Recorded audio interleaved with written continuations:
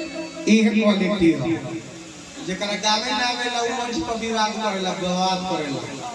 विवाद का बवाद संग संग मेवादो फेंकेला प्रदमन भाई तो ई गायिका है ई विवादी बात से नहीं मारल चाह ना ये अपने गीत से मारल चाह तेरी मतलब ही है और वो गीत से मारी हम गीत से मारा मी हो गीत से हो गीत से मारी बात है कोनो जरूरी है देखे जकर में मैटर ना रहला वही विवाद का एक मिनट भाई भोजपुरी में विवाद के जरूरी का पर अगर जगता कह देवे अगर गायिका कह देवे कि हमको अपने संगीत से मतलब है तो फिर अगला का पागल है कुत्ता काटा है कि वो तुमको अभद्र बोलेगा। अब ई बोला तरी तो हमरा कहां बेवकूफ के हम इनका के दाऊद बोल दी जब ई गीत संगीत गावा तरी तो ई गीत में अच्छा चीज बोला तरी तो अब अगर के वो हमरा बहन के कह देवे के वो हमरा माई के कह देवे कहे भाई हम कायर थोड़े हैं कि पीठ देखा के मंच से भाग जाए। अगर जब तुम मध के खोता में हाथ डाल डाले वाले तो फिर तैयार हो जाओगे तहर कितना के कितना दूध पियोले बा के कितना तहरा में परवरिश में खर्चा कइले बा अपन ताकत दिखा दो हम हर चुनौती एक्सेप्ट करे खातिर तैयार बानी। लेकिन अगर बात आई गीत संगीत के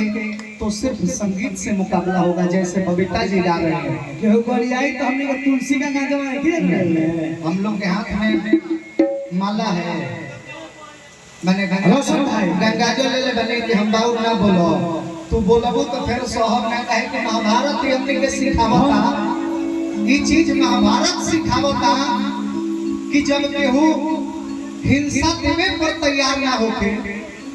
तो जबरदस्ती लड़ के लेवे के हिम्मत अपने आप में रहे के चाहिए। महाभारत में पांडव दल के 5 गांव देवे खातिर तैयार ना रहे कौरव दल तो लास्ट में भाई का कृष्ण जी शांति दूत बन के गए कहले कि ठीक था जब बिना लड़ाई के ते कहत रहे कि सुई के नोक भर ना दे तो तैयार रहो लड़ाई करे खातिर और आने वाला दिन में अपना माई गंधारी के कह दिए कि अपना आंख के आंसू बचा के रखो एक दिन तोरा 100 पर रोवे के काम आएगा। बाकी हम और सब के उमरी जवान औरत अपन जवानी में अपना मर्द से हाथ धो बैठी जवान औरत के मांग के सिंदूर उजड़ जाई जवान माई के गोद उजड़ जाई सबके कारण ते बढ़ याद रखिए ते बिना लड़ाई के कहत रहे कि सुई के मुख भरना दे तय वो समय आई कि पांडव दल के विजय भई आ सुई के नोक भरना देवे के कहले रहे जौना पर पूरा कब्जा पांडव दल के भई।